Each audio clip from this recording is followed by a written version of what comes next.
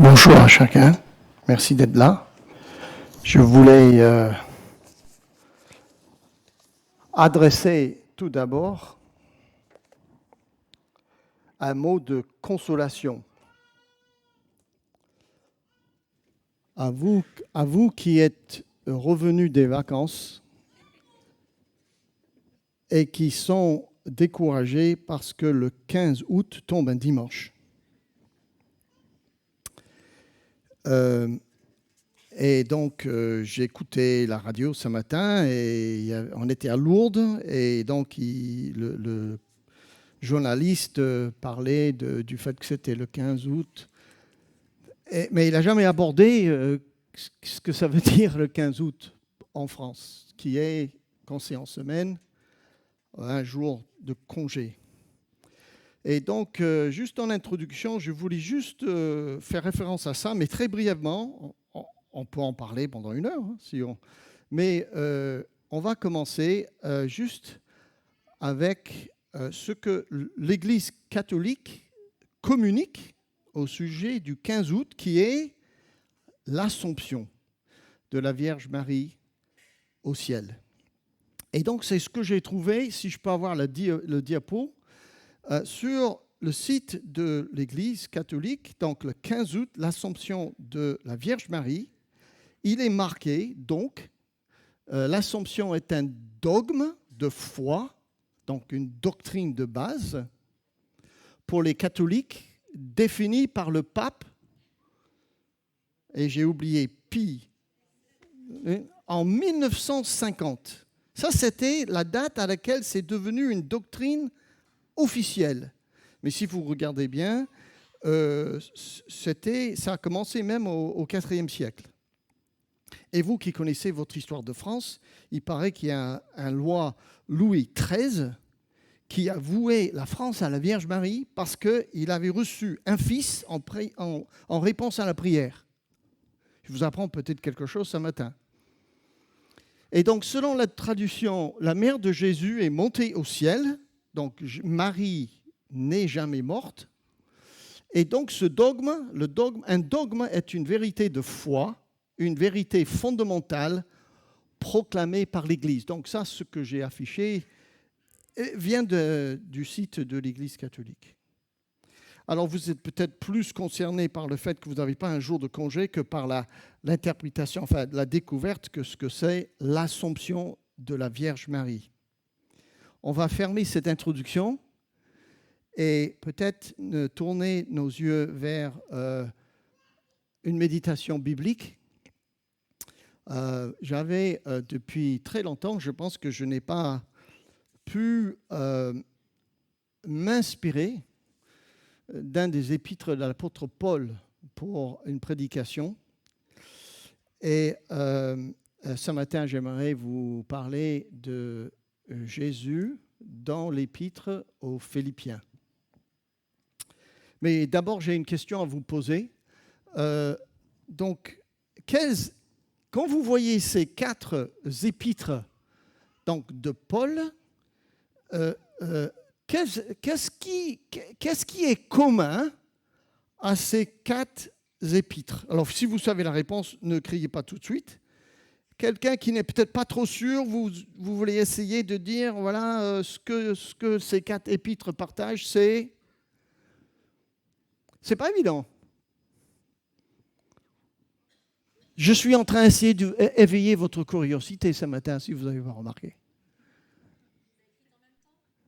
Écrire en même temps. Oui, tu peux être un peu plus spécifique. Dans la même... Ah voilà, ces épîtres ont été écrits lorsque Paul était en prison. Alors, l'épître au Philémon, c'est juste une lettre pour rendre un esclave à un ami de l'apôtre Paul. Mais lorsqu'on lit les épîtres donc, d'Éphésiens, de Colossiens et aux Philippiens, on comprend qu'il y a un thème qui ressort. Et on peut dire, par exemple, que dans l'épître aux Éphésiens, on sort de cet épître en disant on a compris que Jésus est la tête de l'Église. Et en plus, l'Église est son corps. Avec tout ce que ça veut dire, il l'applique. Il nous a rachetés à la croix. Il est à la tête d'une nouvelle humanité. Et cette nouvelle humanité, ça s'appelle l'Église, l'Ecclésia, dont nous faisons partie avec tous les autres chrétiens du monde entier. Et donc, il a écrit ça lorsqu'il était en prison. Et nous avons l'épître aux Colossiens qui a été écrit parce que les chrétiens étaient en face à des philosophies qui disaient qu'il fallait faire ceci, il fallait comprendre cela. Et Paul leur rappelle qu'en Jésus-Christ, toute la plénitude de la divinité réside. Qui a dit que la Bible n'enseigne pas la divinité pleine et entière de Jésus-Christ? Lisez l'épître aux Colossiens. Paul dit, il est l'image de Dieu invisible et qui réside en lui toute la plénitude de Dieu. Évidemment, il utilise un langage qui correspond à ceux qui ont lu cet épître. Et ils ont compris qu'en Christ, ils avaient tout. Et en plus, il met l'accent sur le fait que Jésus est le créateur de toutes choses. En lui et par lui a été créée toute chose. Dans les cieux, sur la terre et sous la terre. Autrement dit, absolument tout. Mais lorsqu'on aborde l'épître aux Philippiens, qu'est-ce qu'on a comme thème? Je peux vous rappeler un petit peu le contexte historique de la manière que Paul est passé à Philippe, donc en Macédoine. Donc la première église européenne, géographiquement parlant, c'est celle-là. Et la première chrétienne d'Europe est une marchande de pourpre qui s'appelle Lydie. On a une fille qui s'appelle Lydie. Et quand vous lisez les Actes, j'ai relu le passage cette semaine. Vous savez, quand on lit un passage qu'on connaît bien, ma première réaction, je ne sais pas si vous avez le même problème, c'est que de toute façon, je connais le passage, je ne vais rien voir. Et j'étais quand même frappé par deux choses. D'abord, une puissance évidente de l'Esprit de Dieu en deux manifestations. D'abord, Paul était gêné par une jeune femme qui avait un démon. Et j'aime bien parce que le texte dit que Paul était excédé. Ça m'encourage. Il était excédé par ça. Au moins, lui, il était excédé pour la bonne raison. Et il parle au démon, il exorcise le démon, et la fille ne fait plus ça, et elle n'apporte plus de l'argent à ceux qui étaient un petit peu ses gestionnaires, on va dire. Manifestation de la puissance de Dieu dans la fondation de cette église. Et la deuxième manifestation de la puissance de Dieu à Philippe, c'était la nuit où Paul était en prison. Tremblement de terre, quoi. Les portes s'ouvrent et s'ensuit une conversation entre Paul et le gardien de la prison où le monsieur devient chrétien. Et toute sa famille. Donc, ça c'est la première chose. Deuxième chose que je pense qu'il faut noter sur le début de cette église, si vous lisez les Actes, il est évident que Paul n'est pas resté longtemps. C'est quand même, si vous lisez, à mon avis, Paul, il est resté, bon, peut-être 2 mois. Moi, je pense moins. Parce qu'il a parlé un jour à Lydie et les femmes autour. Lydie insiste qu'il reste chez elle. Toute sa famille est baptisée et tout de suite, pendant quelques jours, il est suivi par cette femme plein de démons. Enfin, ça s'est passé en très peu de temps. Moi, ce qui m'intéresse d'imaginer ce matin avec vous, c'est la composition de l'église de Philippe. Quelle diversité! Lydie, juive, avec sa famille, et puis le gardien de prison qui était fonctionnaire romain, et moi j'ajoute quelques prisonniers quand même, vous n'êtes pas d'accord? Moi je pense qu'avec ce qui était arrivé, ils se sont convertis, quoi. Comme le gardien de prison. Et certainement quelques autres personnes. Quelle diversité de personnalités où nous croyons que même si nous sommes si différents, nous sommes unis en Jésus-Christ.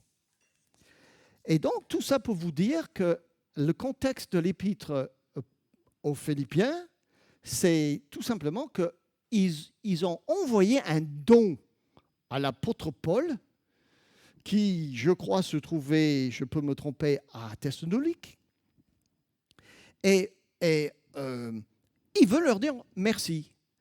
Mais Paul, il ne va pas juste écrire merci, j'ai reçu votre don. Il va écrire 4 chapitres à ces chrétiens nouveaux dans la foi qu'il a dû quitter et qui, une fois encore, il va décrire quelque chose au sujet de Jésus que nous n'avons pas ailleurs. Eux, cette Église, participent à la mission en Europe et un peu partout. Et il y a quelques semaines, j'ai pu assister à un culte à Ussel, plein centre de la France, en Corrèze. Moi qui aime bien prendre le TGV, j'ai regardé SNCF, WeGo, enfin Oui SNCF. Combien de temps ça prend pour aller de Montpellier à Ussel? Je me suis dit, c'est quand même pas loin, c'est 370 km. 7h28 minutes. Je me suis dit, c'est pas possible. Mais oui, il faut attendre, il faut changer, Lyon, Clermont-Ferrand, etc. Mais cette jeune église à Ussel va envoyer dans les semaines qui viennent une jeune femme comme missionnaire en Turquie pour être témoin parmi les femmes en Turquie. C'est pas merveilleux, ça? Ayant été fondés, d'abord, ils participent ensuite à l'avancement du règne de Dieu. Et donc, nous allons, avec tout ça, lire notre texte ce matin dans Philippiens, où nous voyons qui est Jésus. Philippiens 2, versets 1 à 11. Paul nous dit, « N'avez-vous pas trouvé dans le Christ un réconfort, dans l'amour un encouragement, par l'Esprit une communion entre vous? N'ayez-vous pas de l'affection et la bonté les uns pour les autres? Rendez donc ma joie complète.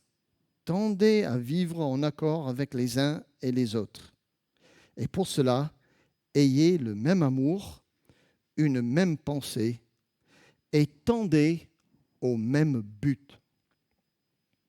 Ne faites donc rien par esprit de rivalité ou par un vain désir de vous mettre en avant.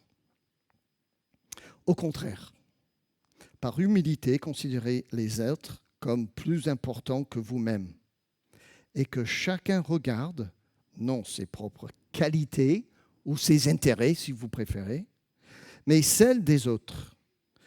Tendez à vivre ainsi entre vous, car c'est ce que convient quand on est unis à Jésus-Christ. Et puis dans ma Bible, les versets qui suivent, c'est un poème. Et donc, voilà ce que Paul dit comme Jésus comme exemple de cette exhortation. lui qui, dès l'origine, était de condition divine, ne chercha pas à profiter de l'égalité avec Dieu, mais il s'est dépouillé lui-même et il a pris la condition du serviteur. Il se rendit semblable aux hommes en tout point, en tout lui montrer qu'il était bien un homme. Il s'abaissa lui-même en devenant obéissant jusqu'à subir la mort. Oui, la mort sur la croix. C'est pourquoi Dieu l'a élevé à la plus haute place et lui a donné le nom qui est au-dessus de tout nom, pour qu'au nom de Jésus, tout être s'agenouille dans les cieux, sur la terre et jusqu'à sous la terre, et que chacun déclare Jésus-Christ est Seigneur à la gloire de Dieu le Père. Alors l'autre jour, nous avons recité le credo, et dans un sens, il y a beaucoup d'éléments de base dans ce descriptif que Paul veut donner, cet exemple, si vous voulez, que Paul veut donner pour qu'il exhorte les chrétiens à Philippe. Et donc, nous allons avoir, je pense, affiché à l'écran tous les aspects que l'apôtre Paul nous montre dans ce descriptif de Christ. D'abord, il parle de sa divinité. Verset 6, lui qui était dès l'origine était condition divine, ne cherchait pas à profiter de l'égalité avec Dieu. Ensuite, il parle de son dépouillement. Ma version anglaise dit qu'il s'est vidé. Donc, il a, pour ainsi dire, mis de côté ses privilèges. C'est ça l'idée, d'être égal à Dieu pour devenir donc un homme. Donc, il s'est vidé dans un sens de ses qualités éternelles pour entrer dans le temps-espace. Et le verset 7 dit, mais il s'est dépouillé lui-même. Et puis nous avons son incarnation. Il se rendit semblable aux hommes en tout point, verset 7, et tout en lui montrer qu'il était bien un homme. Et puis nous avons suivi de ça son obéissance. Il s'abaissa lui-même en devenant obéissant, verset 8. Et toujours dans le verset 8, et c'est la partie du descriptif qui m'intéresse le plus ce matin, Paul parle de sa crucifixion. Jusqu'à subir la mort, oui, la mort sur la croix. Pour terminer, avec son élévation comme Seigneur. Et Paul dit, c'est pourquoi Dieu l'a élevé à la plus haute place et que chacun déclare Jésus-Christ est Seigneur à la gloire de Dieu le Père. Maintenant, je pense que si on voulait avoir une bonne image du mouvement de ce passage, on aurait monté la dernière phrase en haut, à côté de divinité. Car Jésus commence en haut, il descend obéissant jusqu'à la mort sur la croix, mais il est de nouveau élevé comme Seigneur. Le note au niveau qu'il est donc la plus haute place et que chacun déclare que Jésus-Christ est Seigneur. Il y a une note dans ma Bible Semeur qui dit que dans l'Antiquité, le titre Seigneur s'appliqua à la divinité suprême. Plus tard, les empereurs le revendiqueront. Donc, Jésus est souverain absolu de tout. Ayant subi mort à la croix, ayant été obéissant en devenant un homme, même s'il avait été depuis toute éternité Dieu lui-même. Dans cet épître, nous avons deux personnes principales. Nous avons Jésus. Et nous avons Jésus qui a commencé en haut et Paul nous dit qu'il est descendu. C'est l'homme qui descendait, alors que Dieu l'a élevé. Et nous avons un autre homme, c'est l'apôtre Paul. Et si Jésus est l'homme qui descend, Paul décrit lui-même que lui, il était l'homme qui montait. C'est ça, hein? Au chapitre 3, quand il décrit lui-même son passé par rapport à sa vie, c'est moi j'étais un homme qui montait. Je montais dans le judaïsme, dans la loi, dans la perfection. J'étais mieux que les autres. Je peux vous lire le texte dans Philippiens 3. Et pourtant, je pourrais, moi aussi, placer ma confiance dans ce qui vient de l'homme. Si quelqu'un croit pouvoir se confier en ce qui vient de l'homme, de soi-même, de ce qu'on peut performer, je le puis bien davantage. J'ai été circoncis le 8e jour, je suis israélite de naissance, de la tribu de Benjamin, du pur sang hébreu.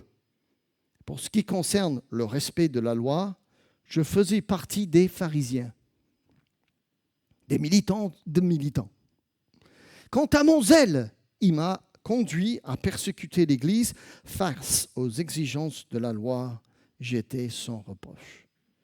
Et donc, nous avons une image du Fils de Dieu qui descend et Paul qui était en train de monter par ses propres performance, par son intelligence, par son militarisme, tout. Et quelque chose s'est passé de radical. C'est que l'homme qui descendait a croisé, a eu un face-à-face, comme deux voitures qui se cognent sur la route. Paf! Et Paul est devenu un apôtre de Jésus lui-même. Et dans ce descriptif, et merci de le laisser sur l'écran, dans ce descriptif, c'est surtout la crucifixion qui change l'apôtre Paul radicalement. C'est bien de croire à la divinité de Jésus. C'est bien de croire qu'il s'est laissé ses privilèges de côté. C'est bien de constater que Jésus a obéi aux exigences de la loi. Mais ça ne fait pas de moi un chrétien. C'est bien de croire que Jésus est né d'une vierge. C'est même bien de croire que Dieu a élevé Jésus au ciel. Mais ce que l'apôtre Paul veut témoigner ici et qui rappelle aux Philippiens, c'est ce qui coûte dans sa vie, c'est la rencontre avec l'homme qui descendait et qui descendait jusqu'à la croix. Et c'est là où l'apôtre Paul a rencontré Jésus. Et vous aussi, et moi aussi.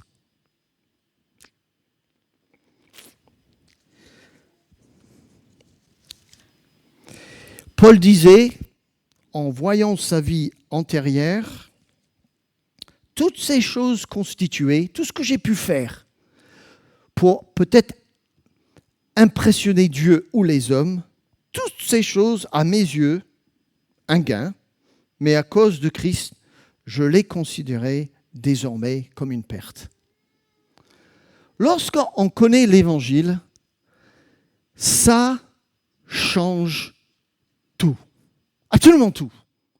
La croix est radicale. Ça a arrêté cet homme furieux dans sa folie et dans sa course vers la persécution des chrétiens. Et il a connu les effets de la croix. Nous n'allons pas prendre le repas du Seigneur ce matin.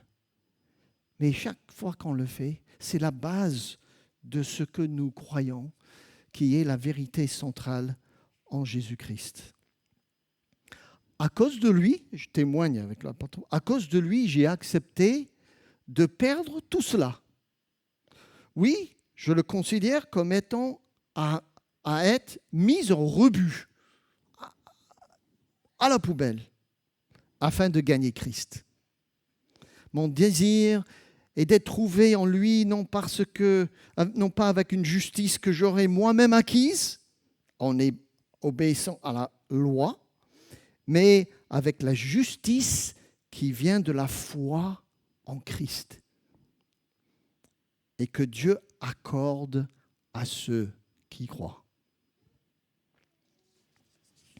Mes amis, je vous propose que ici, pour ce qui nous concerne, moi, je n'ai pas expérimenté la divinité de Christ. C'est une réalité que je constate dans la Bible. Son dépouillement me dépasse. Même le fait qu'il soit homme et Dieu est un mystère, vous allez l'avouer quand même. Mais c'est surtout la croix qui a changé notre vie. Et l'apôtre Paul, pendant toute sa vie, a lutté pour que la centralité de la croix soit au milieu des églises. Et vous avez que lire d'autres passages où il a peur que les chrétiens oublient que la seule chose qui compte quand on est chrétien devant Dieu, en tout cas au début, pour ce qui est la justice, c'est cet acte de Jésus crucifié devant les exigences de Dieu, mais un acte d'amour suprême. Je vous lis quelques versets qui nous rappellent ça de l'apôtre Paul. Galates, chapitre 3, verset 1. Attention, Paul est en colère. « Ô Galates insensés !» il dit. « Qui vous a envoûté ainsi ? Pourtant, la mort de Jésus-Christ sur la croix a été clairement dépeinte à vos yeux. » C'est comme si il a fait des dessins pour les Galates, souvent, pleinement, avec répétition, que tout ce qui comptait pour être justifié était que Jésus a pris notre place et que c'est ça qui change ma vie. 1 Corinthiens 2, verset 2. « Car je n'ai pas estimé devoir vous apporter autre chose que Jésus-Christ et Jésus-Christ crucifié. »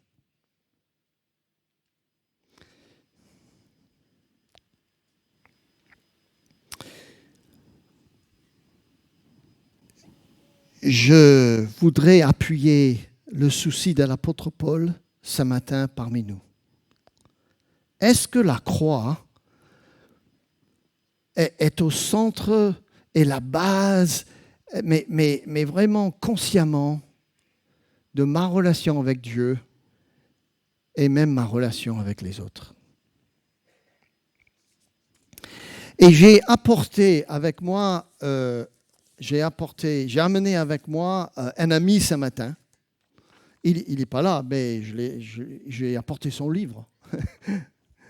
J'ai apporté mon ami que je cite souvent, A.W. Tozer. Eh oui, encore lui, excusez-moi. À la poursuite de Dieu.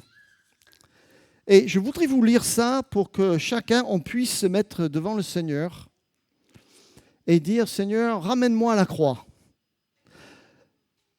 Laisse-moi expérimenter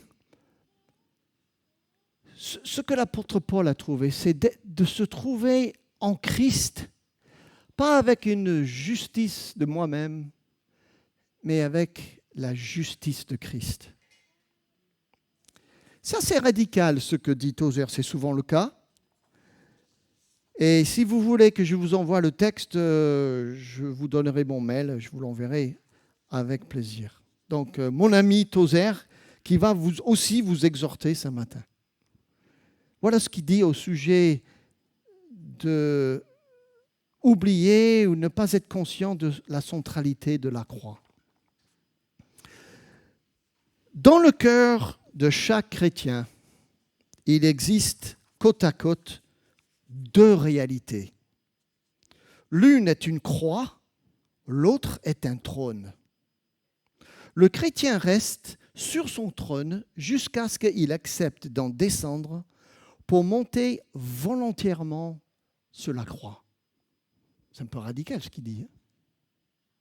S'il refuse la croix, il reste assis sur le trône. C'est peut-être ici le fond du problème des chrétiens de nos jours qui rétrogradent ou qui aiment trop le monde au sens spirituel. Nous voulons être sauvés, transformés, certes, mais nous voulons que l'expérience douloureuse de mourir sur la croix soit réservée à Jésus. Pas de croix pour nous, pas de détrônement, pas de mort. Le résultat, nous nous maintenons subtilement sur notre petit trône où nous portons une couronne tressée avec la fierté d'un empereur comme César. Oublions toutefois que nous nous condamnons aux ombres, à la faiblesse et à terme une stérilité spirituelle. La croix des Romains ne connaissait aucun compromis. Elle n'admettait aucune concession. Elle gagnait tous les arguments en mettant à mort et en rendant au silence la personne pour de bon. Elle n'a pas épargné le Christ, mais l'a abattu comme les autres. Il était vivant lorsque ils l'ont suspendu dessus. Et il était complètement mort 6 heures après. La croix avait comme une seule mission, tuer. Les apôtres n'avaient aucun autre message que la croix, qu'ils ont apporté dans le monde entier avec une puissance révolutionnaire. Nous l'avons vu à Philippe avec l'apôtre Paul. C'est ce message radical qui a transformé Saul de Tarse en Paul l'apôtre. Et le message de la croix a continué à transformer des hommes et des femmes tant que son vrai sens, tuer l'homme pécheur, était maintenu. Mais sa puissance a disparu lorsque on l'a transformé d'une réalité spirituelle évoquant la mort en une chose liée à la beauté. Et aujourd'hui, des millions de gens y avouent une certaine révérence sans connaître sa puissance. Oui, l'effet de la croix, au sens que Jésus l'a enseigné et expérimenté, ainsi que l'apôtre Paul, nous amène à un arrêt d'une première vie, la vieille vie. La croix détruit le vieux principe, le principe Adam, dans la vie de chaque chrétien, et prononce sa mort. Puis, le Dieu qui a ressuscité le Christ d'entre les morts commence à ressusciter le croyant à une nouveauté de vie. Il nous faut réagir devant l'appel de la croix. Et nous n'avons qu'un choix devant 2 options. Fuir la croix ou bien monter volontairement dessus pour mourir avant de ressusciter. Je termine. Enfin, Tozer termine. Accepter la croix, c'est expérimenter avec le Christ le principe suivant. Que nos vies soient en sorte détruites et reconstruite avec la puissance d'une vie dotée d'une qualité spirituelle.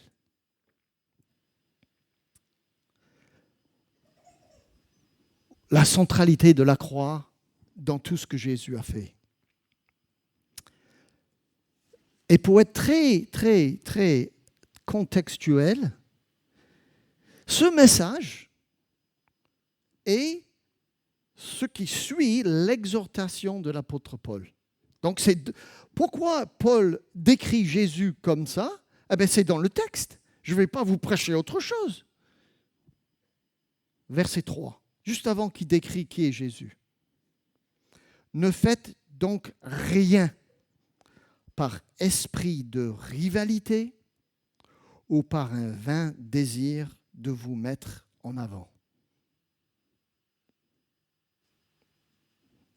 La croix permet de vivre autrement, d'avoir les intérêts des autres plus importants que mes propres intérêts.